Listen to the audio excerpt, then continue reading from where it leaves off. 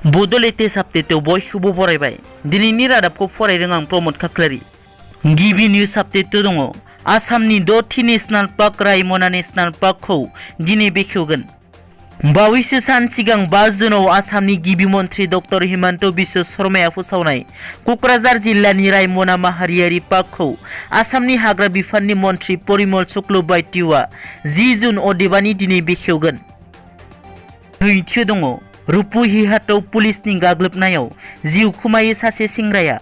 रुपुहिहाटनि गंसे गामियाव पुलिसआ सानफ्रोमबो नायगिदिंहैनाय बादियै थांनायनि समाव माखासे सेंग्राफोरखौ गाग्लोबनायखौ लानानै दुंहाव थासारि सोमजिदों। जाथायखौ फोरमायनाय बादिब्ला गेरेकी गामियाव गेलेबाय थानाय समाव सेंग्राफोरखौ गाग्लोबो पुलिसनि मोनसे हानजाया। बे सेंग्राफोरनि गेजेराव सासे सेंग्राया जिउ खोमानायाव दुंहाव जायो थासारिया।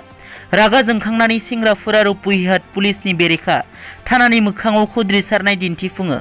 दायनिगिरि पुलिसखौ गोख्रों साजा होनो दाबि खालामदों सेंग्रानि हानजाया। थामथियाव दङ रायजो बेंगिरि प्रफेसर जगदीश मुखिया बर' रावजों फोसाव बिलाइ फोसावदों। आसामनि रायजो बेंगिरि प्रफेसर जगदीश मुखि बिथाङा बर' रावजों फोसाव बिलाइ फोसावजेनबाय। बे फोसाव बिलाइनि गेजेरजों फैगौ जुलाइ दाननि 12 खालार खालि आसामनि रायजो बेंगिरि बिथां जगदीश मुखिया 2021 मायथाइनि रां बावजा एबा बाजेट जथुमनि थाखाय फुंनि 9:30 समाव जिरायनो थिनदों। ब्रैथियाव दङ मणिपुराव बमा बेरफ्रोदों, सानै BSF जवाननि जिउ खहा।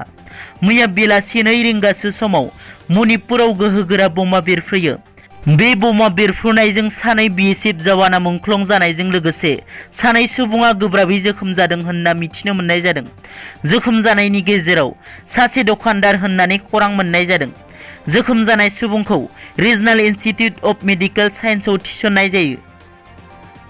बाथियाव दङ BTRआव टेट पास जानाय बिजाथिफोरनि थाखाय मोजां खौरां लाबोदों प्रमद बर' सरकारा। BTCनि सोलोंथाइ बिफाना BTRनि मोनब्रैबो जिल्लानि टेट प्रभिन्सियेल केबिनेट लिस्टखौ मैया फोसावदों। दथियाव दङ BTCनि गोहोखौ जिल्ला बेंगिरिनो नोजोर होनायनि बिथोन होनायखौ BPPआ माब्लाबाबो गनाया। भारत संबिधाननि 6 सिडिउलनि आवथायाव दाफुंजानाय BTCनि जौगालु बिथांखिफोरखौ मावफुंनायनि गोहोखौ BTCनि गंब्रै जिल्लानि जिल्ला बेंगिरिफोरनो नोजोर होनो बिथोन होनायनि हेंथायै BPP दोलोआ गोख्रों हेंथा खालामदों। मैया क'क्राझार सहरनि गौरां बिलि हटेलाव BPPनि मोनसे मेल खुंफुङो। बे मेलाव आसामनि बारग' मन्थ्रि प्रमिला रानी ब्रह्म, चन्दन ब्रह्म, लेङाइ गाहाय खाम्फा बरगयारी, आसामनि MLA दुर्गा दास बर'जों लोगोसे BTCनि MCLAफोरा बाहागो लानानै गुवारै सावरायज्लायो। बे हाबाफारियावनो खौरांगिरि मेल बानजायो। खौरांगिरि मेलाव BPPनि बुंथिगिरि BTCनि बारग' लेङाइ गाहाय खाम्फा बरगयारीआ बुङोदि रोजा रोजा रायजो राजाफोरनि जिउ बावसोमनायाव मोनफुंनाय 6 सिडिउल BTCनि मोनखानाय गोहोफोरखौ BTR सुक्तिनि दफाफोरखौ मावफुंनायनि मुङाव सरकारा लांनो नाजानायखौ माब्लाबाबो गनाया होनना बुङो आरो थांनाय बावैसो सान जुन दाननि 4 खालाराव फोसावनाय सरकारि नटिफिकेशननि हेंथायै गोख्रों हेंथा खालामगोन होनना रोखा बुंथियो।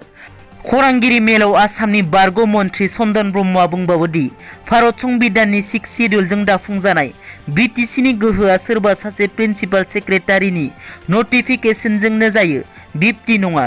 बेखौ संबिजिरनि गेजेरजों दाफामनो हायो होनना बुङो।